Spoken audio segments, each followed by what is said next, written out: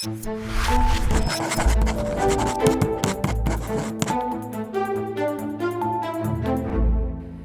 you're a West Wing like yours truly, you may remember an episode from season 4. In it, members of President Bartlett's staff were squabbling in Middle America over Beltway politics. When they convened at the end of the night at a hotel bar in Indiana to drown their sorrows, instead, they came across a middle-aged guy who, unaware of their positions, shared that he's got a daughter he couldn't be more proud of who just got into Notre Dame. But despite the fact that he and his wife were working full-time jobs, they couldn't afford the realities of keeping up in America. I never imagined it. $55,000 a year, I'd have trouble making ends meet. And my wife brings in another 25. And I spend half the day thinking about what happens if I slip and fall down on my own front porch, you know. It should be hard. I like that it's hard. Putting your daughter through college, that's a man's job. Man's accomplishment. But it should be a little easier. Just a little easier. Because then that difference is everything.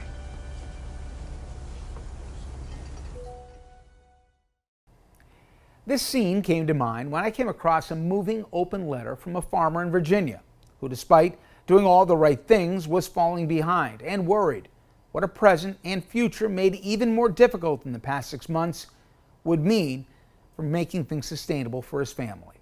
Here is a letter that I came across from Andrew Tate, and I thought I'd share it with you in its entirety. I live in Shenandoah County, Virginia. I'm a factory worker, a farmer, and a father of 2 girls, one still in diapers. I get up before the sun, and most days I don't sit down until after it's gone. My partner Hannah and I raise our girls on a small farm in the valley. She works full-time too, though nobody calls it that. She's a caregiver, a homemaker, a livestock handler, and a mother. She doesn't get a paycheck. She doesn't get a break. She doesn't get counted. We relied on a cistern for water for over 3 years. I'm trying to save up to dig a well before it runs dry. We heat with firewood that I cut myself. We raise animals for milk, eggs, and meat because the grocery bill outpaces my paycheck. We've stayed unmarried, not because we don't love each other, but because getting married would kick my partner and our daughters off Medicaid that keeps them healthy. My employer offers insurance, sure, but only if I pay nearly as much as our mortgage. I can't, so we stay as we are, in love, but locked out. I'm not ashamed of our life. It's honest work, and it's full of love. However, I am ashamed that in a country as wealthy as ours, people like us are left out in the cold.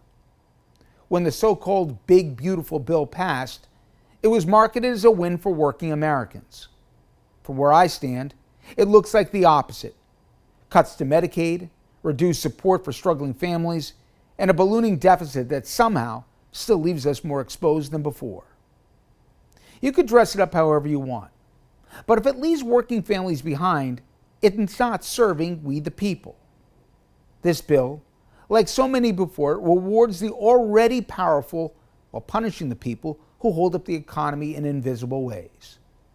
It gives to those who lobby and take from those who labor. It reinforces a message I've felt in my bones for years. You're on your own. I'm not writing this as a Democrat or Republican. I'm writing this as a man watching families like mine wear themselves thin, working hard, doing the right things, and still falling behind. This isn't about the red or blue. It's about the fact that we're being divided against each other while both sides forget the real Americans bleed the same when the cost of insulin triples or the cost of groceries goes up again. You shouldn't be able to carry $100 worth of groceries in 2 hands, but these days you can. That's not just wrong, it's dangerous. I'm writing to ask one simple thing. Who is this country really for? Because if it's not for parents doing their best to raise good kids in a broken system, if it's not for factory workers and farmers who show up every day, no matter how little is left in the tank, if it's not for families trying to make a life from the land and a paycheck, then maybe the flag doesn't wave for all of us after all. I don't want handouts, I want fairness. I don't want politics, I want policy that works. I don't want a revolution of violence. I want a revolution of responsibility. One where we take care of each other, where people can raise a family without choosing between groceries and medicine, and where love doesn't have to take a back seat to red tape. So if you're in power, hear me. We are not okay. We are drowning quietly. And if you're not in power, but you're reading this and nodding along, then know this: you're not alone either. We're not enemies. We're neighbors. We're parents, workers, and caretakers. And it's time we started acting like it.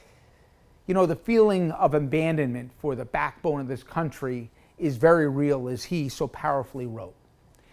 In many ways, the growing gap between have and have-nots may have pushed many voters to believe Trump when he said on the campaign trail that if elected, he would look out for them.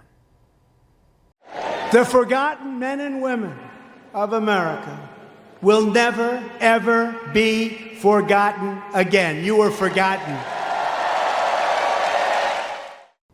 But as Andrew and many others have discovered the hard way, Trump's promises are very rarely reality. In fact, the safety nets just keeping families like his afloat were gutted to instead give yet another gift to the gilded class.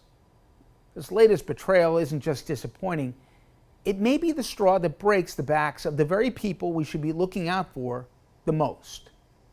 The American dream should not be this hard.